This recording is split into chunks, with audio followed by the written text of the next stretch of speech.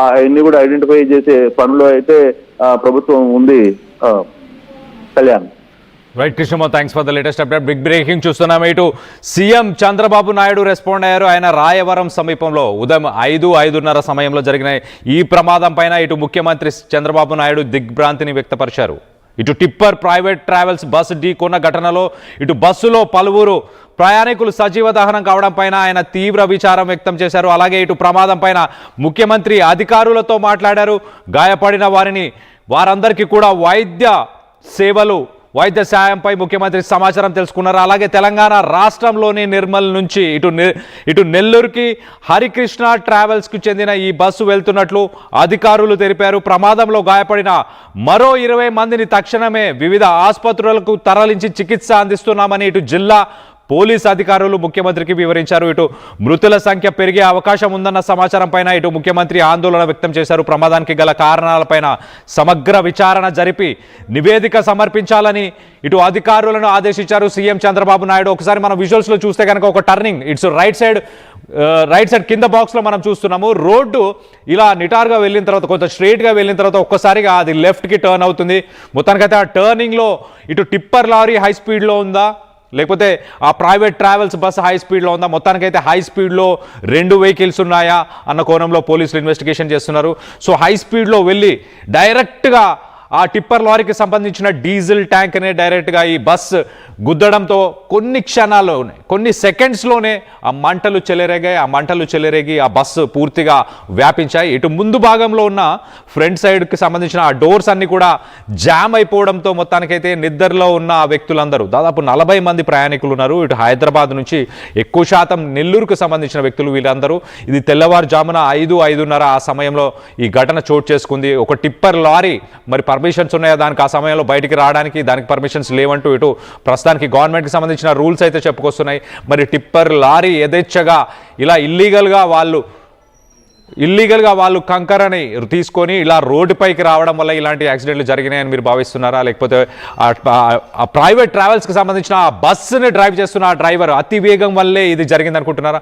మనం విజువల్స్లో చూడొచ్చు. అసలు బస్సుకు సంబంధించి ఆ మంటలు చూస్తేనే భయంకరంగా ఉన్నాయి. పరిసర ప్రాంతాల దాకా ఒక 30 నిమిషాల పాటు ఒక 3 ఫైర్ ఇంజన్లు వచ్చినా కూడా ఆ మంటలు ఆర్పలేని పరిస్థితి. ఒక 3 గంటల పాటు ఆ మంటలు చెలరేగాయి అంటే అర్థం చేసుకోవచ్చు. మన విజువల్స్లో చూస్తున్నాం. అసలు ఒక స్కెలిటన్ బస్సు పూర్తిగా దగ్ధమైపోయి ఒక స్కెలిటన్ మాత్రమే మిగిలిపోయింది.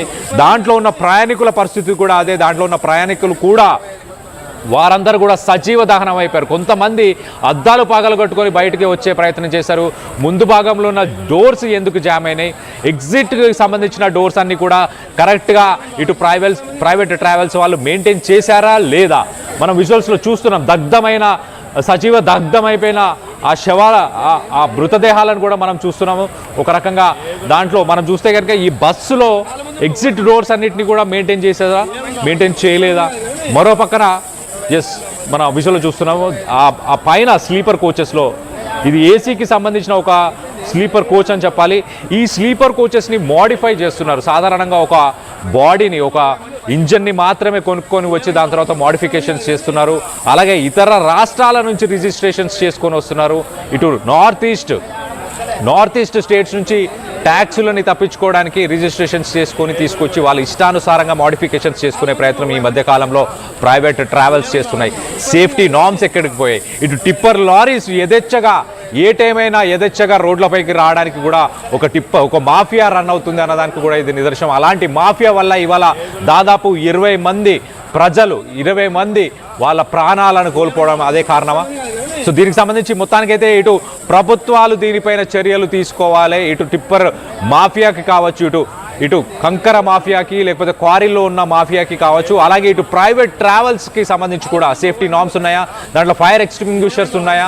ఒకవేళ బస్సులో యాక్సిడెంట్ అయిన సమయంలో దట్టమైన పొగ బస్సు నిండిపోతే దాంట్లో ఉన్న ప్రయాణికులు కార్బన్ డయాక్సైడ్ పీల్చి అక్కడికక్కడే వాళ్ళు స్పృహ కోల్పోయి చనిపోయే అవకాశం ఉంటుంది. గతంలో కూడా మనం దీనికి సంబంధించిన ఇలాంటి ఇన్సిడెంట్స్ చూసాం. ఇటు చార్మినార్ దగ్గర కూడా ఇటు ఒక బిల్డింగ్లో మంటలు వచ్చినప్పుడు అక్కడ ఫ్యామిలీ మెంబర్స్ అందరు కూడా పొగ వల్లనే అన్కాన్షియస్ స్పృహ కోల్పోయి వాళ్ళందరూ చనిపోవడం మనం గతంలో చూసాం. ఇటు వికారాబాద్లో కూడా ఇలాంటి ఒక టిప్పర్ లారీ ఘటననే మనం గతంలో కూడా చూసాం. టిప్పర్ లారీ అలాగే ఒక ఆర్టీసీ బస్సు రెండు ఎదురుగా ఢీకొన్నప్పుడు ఆ టిప్పర్ లారీలోని కంకర్ అంతా కూడా ఆ బస్సులో నిండిపోవడం వల్ల కూడా కొంతమంది చనిపోవడం జరిగింది. సో మొత్తానికైతే ఇప్పుడు కూడా టిప్పర్ లారీయే దీంట్లో ప్రధాన కారణం అని చెప్పుకొస్తున్నారు. అలాగే ఇటు హై స్పీడ్లో ప్రైవేట్ ట్రావెల్స్, ఇటు హరికృష్ణ ట్రావెల్స్కి సంబంధించిన ప్రైవేట్ ట్రావెల్స్ బస్, ఆ బస్ ముఖ్య కారణం. అలాగే దాంతోపాటు టిప్పర్ లారీ కూడా తప్పిదం ఉందంటూ ఇటు చెప్పుకొచ్చే ప్రయత్నం చేస్తున్నారు. పోలీసులు కూడా ప్రాథమిక విచారణలో ఇదే అంశాలని ఇదే విషయాలని బయటపెట్టే ప్రయత్నం చేస్తున్నారు. మనం విజువల్స్లో చూస్తున్నాం. రైట్ సైడ్ బాక్స్లో రోడ్డు ఇలా వెళ్ళిన తర్వాత ఒక్కసారిగా లెఫ్ట్కి టర్న్ అవుతుంది. అక్కడ ఫైర్ ఇంజన్ మనం చూస్తున్నాం. ఆ విజువల్స్లో ఫైర్ ఇంజన్ ఉంది. అక్కడ కొంతమంది వ్యక్తులు ఆగిపోయి ఉన్నారు. అక్కడికి పోలీసులు ఆపేశారు. ఆ టర్నింగ్ తర్వాతే ఈ ఇన్సిడెంట్ జరిగింది. ఆ టర్నింగ్ మీద హై స్పీడ్స్ మెయింటైన్ చేశాడు ప్రైవేట్ ట్రావెల్స్కి సంబంధించిన బస్సు డ్రైవర్. ఆ హై స్పీడ్సే ముఖ్య కారణమైందా?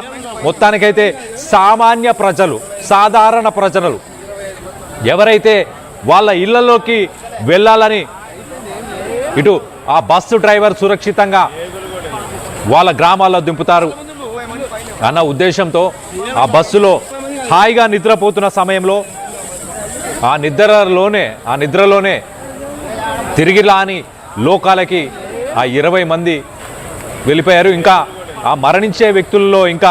ఆ మరణించే వ్యక్తుల నంబర్ కూడా పెరుగుతూ వస్తుందంటూ ఇటు అధికారులు చెప్తున్నారు.